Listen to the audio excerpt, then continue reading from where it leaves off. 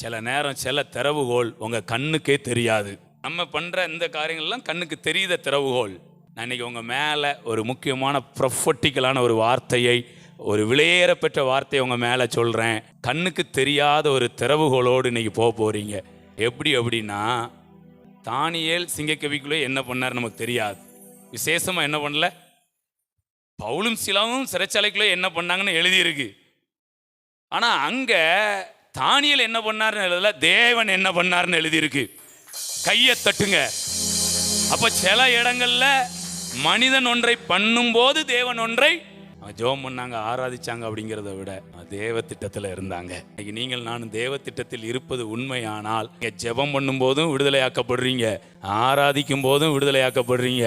சில நீங்க சும்மா இருக்கும் போதும் இதெல்லாம் ஏற்றுக்கொள்ள முடிஞ்சா நீங்க தேவனுடைய கிருபையை நல்லா உணர்ந்திருக்கீங்கன்னு அர்த்தம்.